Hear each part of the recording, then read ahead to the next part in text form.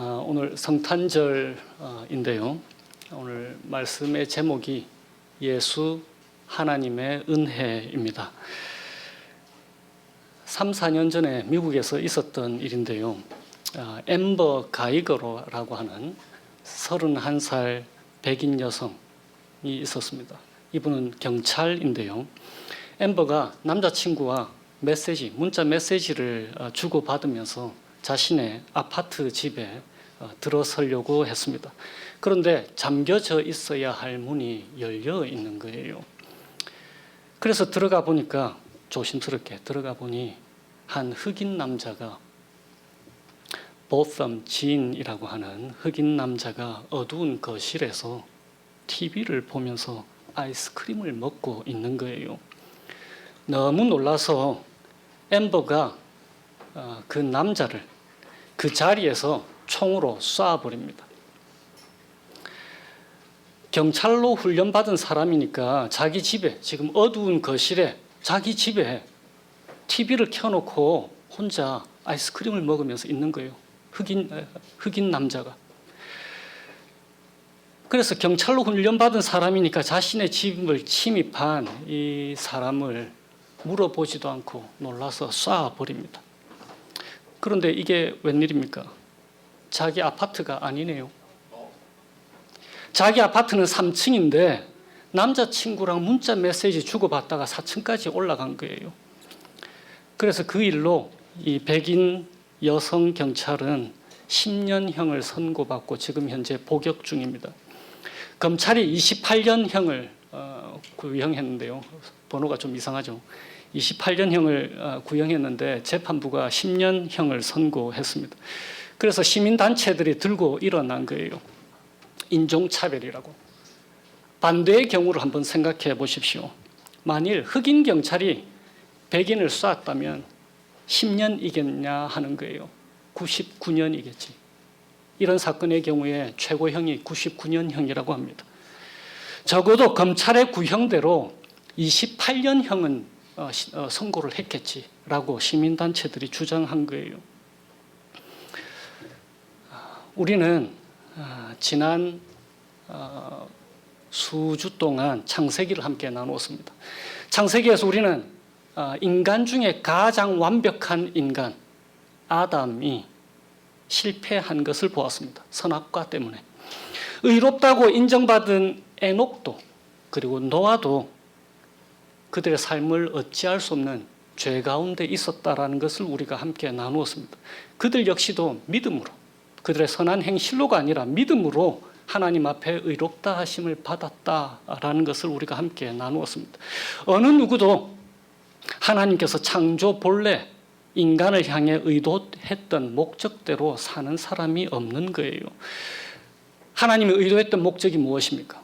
하나님과 가장 친밀한 혼인관계, 가장 가까운 한 몸인 관계로 하나님이 너희들 인간은 나와 함께 사랑하고 또한 이웃을 사랑하는 인간의 모습을 보일 것이다 라고 창조했는데 그런 사람이 아무도 없는 거예요. 그렇게 살 수 있는 사람 단 한 사람도 없는 거예요. 그래서 노아의 홍수 때 쓸려갔던 죽었던 모든 사람들의 운명이 사실은 우리들의 운명인 거예요. 이런 인간의 곤고함이 어떤 모습인지가 성경에 잘 나타나 있습니다. 인간이 어찌해 볼 수 없는 죄에 갇힌 이 속박의 상태가 바로 오늘 우리가 읽은 마태복음의 시대적 배경이 되는 거예요. 바로 이스라엘이 지금 초강대국 로마의 지배하에 들어가 있습니다. 약소국인 자신의 힘으로는 어찌할 수 없는 초강대국 그 로마의 지배를 받고 있는 거예요. 마치 죄 앞에서 어찌할 바 모르는 우리 인간의 모습을 마태가 그려주고 있는 것입니다. 그것이 바로 우리의 비참함인 거예요. 그런데 로마의 압제뿐만이 아닙니다. 같은 인간들, 유대인들, 이스라엘 백성들의 같은 형제들인 타락하고 부패한 종교 지도자들 때문에 이스라엘 백성들, 유대인들은 더욱더 많은 고통을 지금 받고 있는 거예요. 유대인이라면 모두가 당하는 이런 고통스러운 상황에 더해서 지금 오늘 주인공 요셉이 등장합니다. 요셉은 또 한 가지 더한 문제를 지금 경험하고 있는 거예요. 약혼한 마리아가 임신을 했다 하네요. 당시에 약혼이라고 하는 것은 오늘처럼 그냥 쉽게 파기할 수 있는 그런 약속이 아니었습니다. 거의 결혼에 해당하는 거예요. 동침만 하지 않는다 뿐이지, 같이 살지만 않는다 뿐이지 결혼한 것과 똑같은 거예요. 그래서 약혼을 그 당시에 파기하려고 하면은 이혼 증서를 마련해서 써줘야 했었습니다. 그리고 약혼 기간 동안에 다른 짝이 생기면 그것은 간음죄에 해당했습니다. 대단히 큰 죄인 거예요. 왜냐하면 구약의 율법에 뭐라고 되어 있습니까? 간음했으면 돌로 쳐서 사형에 해당하는 죄란 말이에요.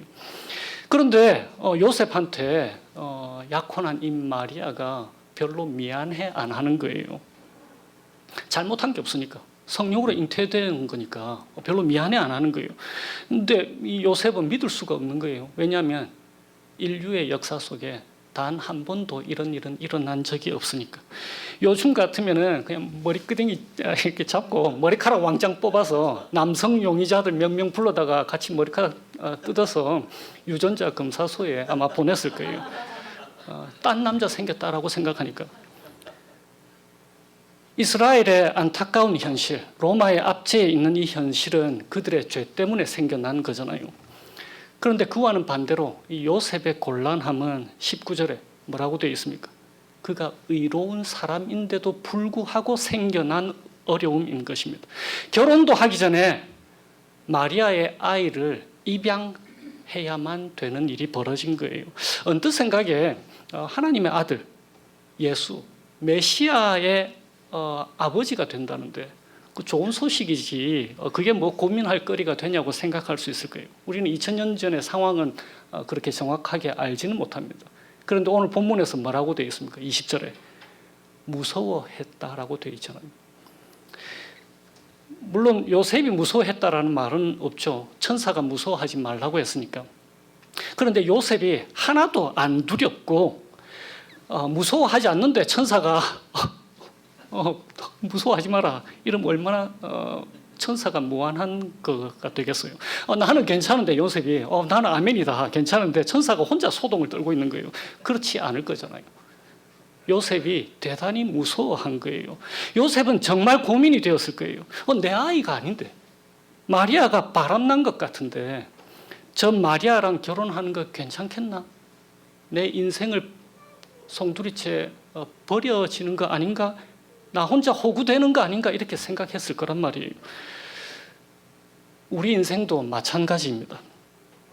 우리가 의로운 삶을 살고 있든지 혹은 후회스러운 삶을 살고 있든지 상관없이 우리 주님 재림하실 때까지 우리는 이 땅에서 자주 힘들고 때로는 원통하고 곤란한 일들, 억울한 일들을 겪게 되게 되어 있습니다. 그러니까 우리의 지금 삶의 형편에서 고난이 찾아왔을 때 이상한 일 당하는 것으로 여기지 않아도 되는 거예요. 의로운 사람한테도 고난이 있기 마련입니다. 그 아픈 일들이 당연한 것으로 여기면 되는 거예요. 그리고 그런 일 당할 때 염려가 되고 무섭기도 할 것입니다. 내가 어떻게 이 힘든 일 감당해내지? 내가 해낼 수 있을까? 자신 없어지는 것 말입니다. 이런 감정을 느끼는 것, 인간으로서 당연한 것입니다. 왜 이런 일이 일어났는지 모르는 경우가 허다한 거예요. 하나님이 나를 잊으셨는가? 우리가 때때로 그렇게 불평하기도 하잖아요. 그런데 하나님이 그런 무서운 감정, 불평하는 감정 갖는다고 우리를 뭐라고 하지 않으세요. 우리가 당하는 일에 무서운 마음 갖는다고 꾸짖지 않으시는 하나님이십니다.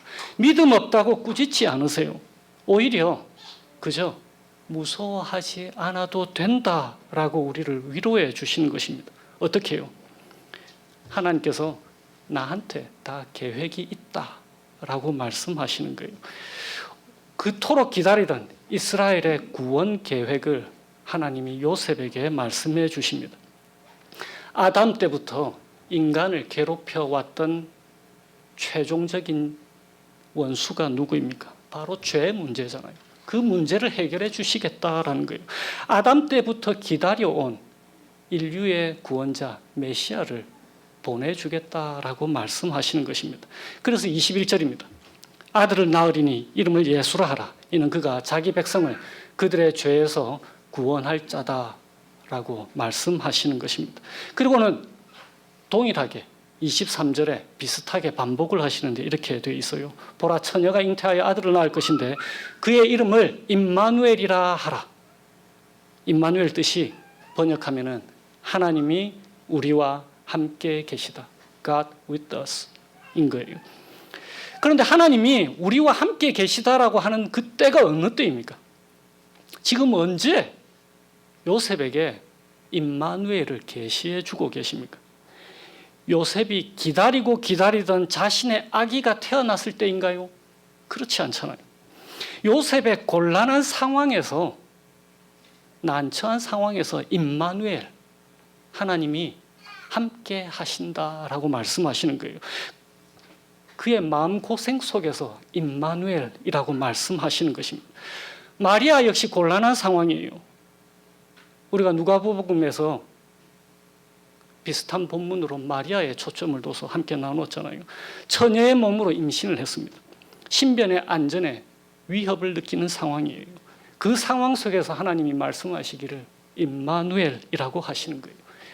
이스라엘은 어떻습니까? 공동체적으로 이스라엘의 이 곤란한 상황, 로마의 압제 속에 있는 것, 그 속에서 하나님이 말씀하시기를 임마누엘이라고 하시는 거예요.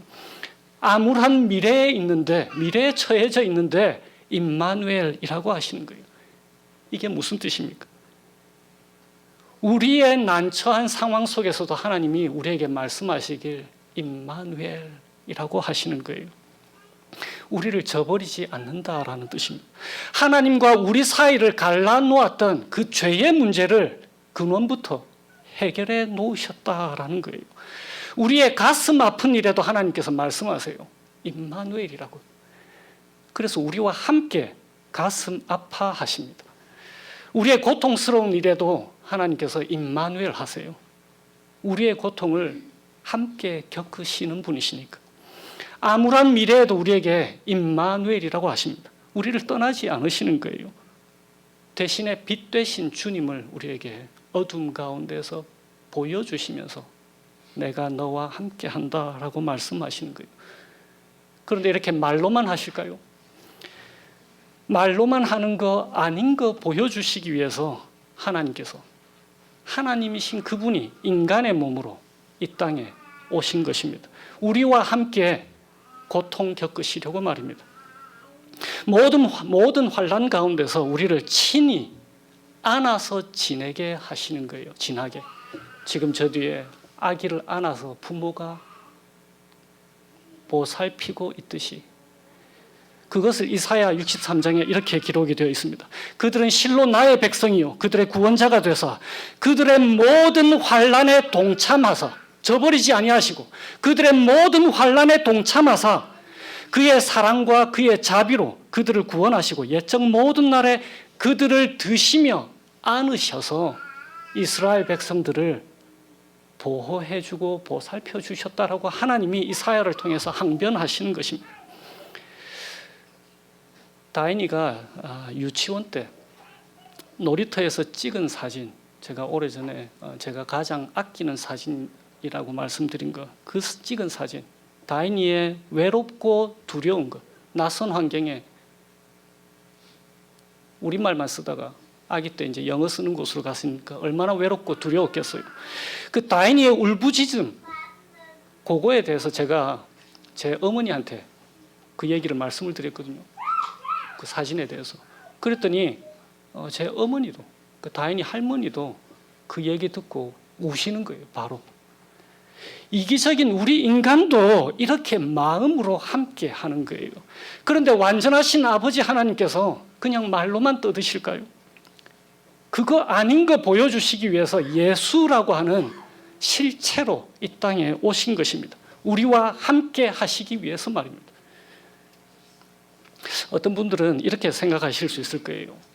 하나님이 우리 인간처럼 좀 변덕스러우셔서 우리가 하나님의 마음을 조금 돌려서 하루빨리 우리의 상황을 변화시켜 주실 수 있도록 좀 잘 보여야겠다. 하나님 마음에 들게 착한 일 많이 하면, 혹은 헌금을 많이 하면 하나님이 속히 내가 겪는 이 고통스러운 상황에서 하루라도 빨리 건져내 주시지 않겠나라고 생각하실 수 있을 거예요. 우리의 이런 생각에 대해서 하나님이 뭐라 말씀하시는지, 오늘 본문에서 놓치지 말아야 할 단 하나의 메시지가 있다면 바로 이것입니다. 우리의 이런 고민에 대해서 하나님께서 뭐라고 하시는지 이제 본문의 구조를 한번 봐주시기 바랍니다. 이제 우리 교회 분들은 다 익숙한 카이에스민데 교차 대꾸법, 이제 다들 익숙해질 거예요. 오늘 본문은 18절과 25절이 대꾸로 형성이 되어 있습니다. A와 A 프라임을 보시면 예수 그리스도의 나심을 18절에, 그리고 마리아와 동거하지 않았다라고 하고, A 프라임의 25절에 예수님의 나심, 여전히 동침하지 않고 있는 요셉과 마리아를 보게 됩니다. 그리고 B 19절에서 20절, 요셉이 마리아를 아내로 데려오기를 꺼려해요. 무서워 말고 마리아를 아내로 데려오라는 천사의 분부가 있습니다. 하나님의 사자의 분부가 있어요. 그것과 대칭을 이루는 24절에 요셉이 천사의 분부대로, 하나님 사자의 분부대로 마리아를 데려옵니다. 그리고 C의 21절, 아들의 이름을 예수로 하라. 그 이름의 뜻이 자기 백성을 그들의 죄에서 구원할 자다. 그것과 대꾸를 이루는 것 23절에 아들의 이름 임마누엘이라고 하라. 그 이름의 뜻은 하나님이 우리와 함께 계시다. 우리와 함께 계신 하나님. 그리고 바로 그 한가운데에 오늘 본문의 최종적인 가장 중요한 메시지를 한가운데 놔두신 거예요. 이 모든 일이 된 것, 예수 임마누엘, 이 모든 일이 된 것은 주께서 선지자를 통해서 하신 말씀을 성취하려고 하십니다 라고 선언하시는 거예요. 그래서 이 모든 일의 시작과 끝이 약속하신 말씀에 신실하신 하나님이신 것을 우리에게 보여주는 거예요. 아주 오래전부터, 아담 때부터 이미 계획하시고 생각하신 것을 선지자를 통해서 알려주시고 그 말씀하신 대로 실행하시는 하나님이시다라는 거예요. 우리의 어떠함과는 아무런 상관없이. 우리가 하나님께 잘 보여야 된다? 그렇지 않은 거예요. 우리 하나님은 사랑으로 충만하신 분이에요.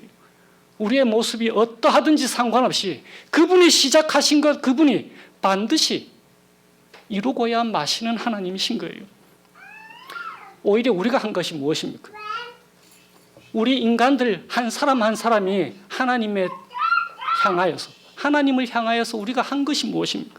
하나님을 반역한 일뿐이잖아요. 그런데 모든 것을 우리를 위해서 계획하시고 약속하신 대로 실행하시는 분이 우리 하나님이신 거예요. 자기 부인을 완벽히 해낸다고 하나님께서 우리를 더 사랑하실까요?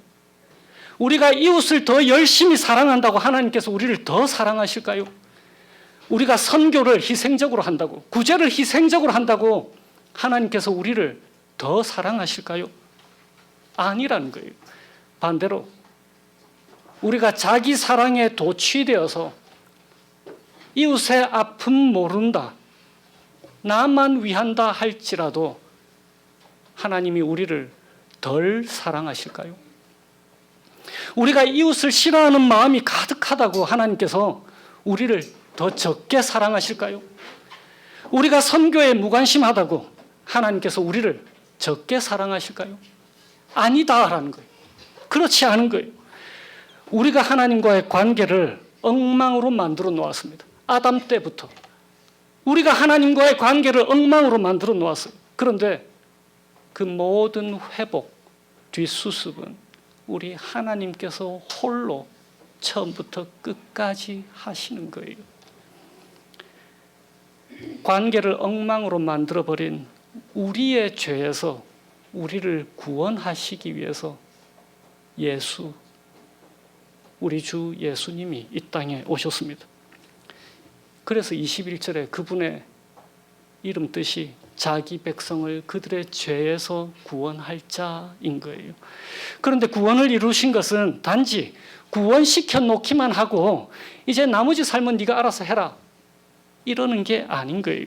예수님의 또 다른 이름이 무엇입니까? 오늘 본문에서 임마누엘인 거예요. 하나님이 우리와 함께 계시다. 그것을 은혜라고 하는 거예요. 그분의 은혜를 받기 위해서 우리가 할 수 있는 게 단 한 가지도 없고, 그분의 은혜를 더 받기 위해서 우리가 해야 되는 것이 단 하나도 없고, 그분의 은혜를 적게 받기 위해서 우리가 해낼 수 있는 어떠한 죄도 없다라는 거예요. 그것을 은혜라고 하는 것입니다. 단지 우리를 구원하신 것이 아니고 우리와 함께 하시기 위해서 우리를 구출하신 거예요. 이틀 전 금요일 저녁에 저희 집 강아지 니모가 뒤뜰에 쉬하러 갔어요. 그런데 그날 날씨가 너무 추웠잖아요. 그 시각 기온이 영하 15도였습니다. 바람도 많이 불고, 그리고 뒤뜰에 눈이 좀 쌓여 있었던 거예요. 니모가 걷다가 추위에 얼어가는 거예요. 그래서 눈길에서 벗어나지를 못하는 거예요. 갑자기 얼어서. 그래서 저희가 서 있는 문 쪽으로 니모가 바람만 보고 있는 거예요. 더 이상 걸어오지 못하고. 그때에 제가 달려가서 눈 속에서 건져내 왔어요. 그리고는 밖에 추운 곳에 그냥 내버려 뒀겠어요? 그렇지 않잖아요. 집 안으로 제가 니모를 안아서 들고 왔습니다. 함께 있어 주려고. 하나님도 마찬가지인 거예요.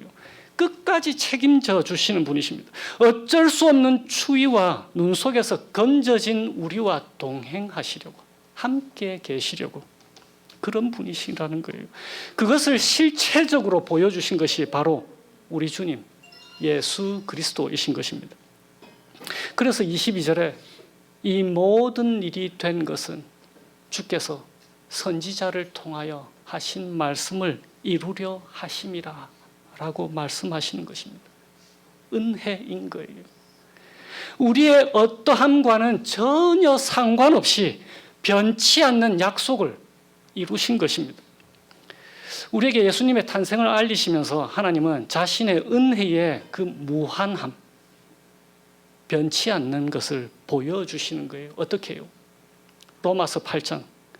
자기 아들을 아끼지 아니하시고 우리 모든 사람을 위하여 내어주시니가 어찌 그 아들과 함께 모든 것을 우리에게 주시지 아니하겠느냐.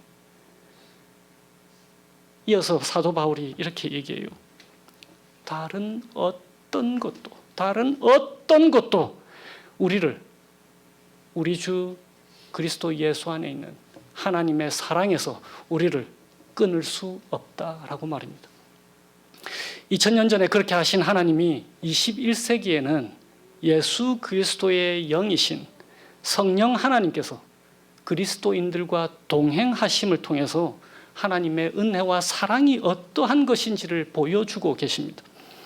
앞에서 앰버 가이거라고 하는 백인 경찰이 쏜 총에 자기 아파트 집 안에서 죽은 보썸이라는 이 청년, 인종차별이다, 앰버를 종신형에 처해야 한다, 그런 시민단체들의 목소리에 보썸의 동생인 브렌트가 눈물을 머금으며 법정에서 이렇게 얘기하는 거예요.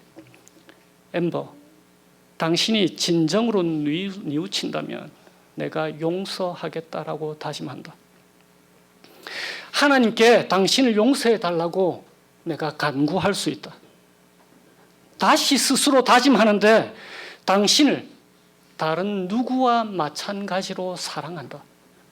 그것이 우리 형 보텀이 바라는 최상의 일일 것이다. 이렇게 얘기하면서 자신의 친형 보텀의 원수인 앰버 가이거에게 용서의 손길을 내민 거예요. 하나님의 은혜의 모습이 바로 이러한 모습입니다.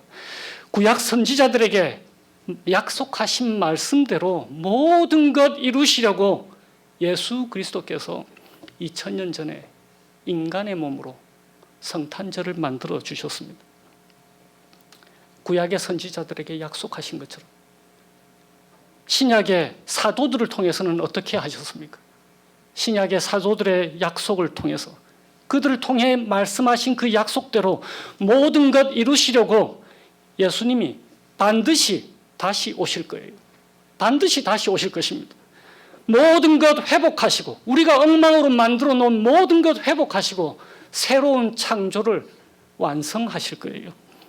2000년 전에 예수님을 통해서 분명히 보여주신 것을 21세기에도 여전히 이 땅의 그리스도인들을 통해서 예수, 하나님의 은혜를 세상에 실제로 보여주신 것이 바로 보텀과 브렌트의 사건입니다. 변하지 않는 언약을 우리와 세우신 하나님이신 거예요.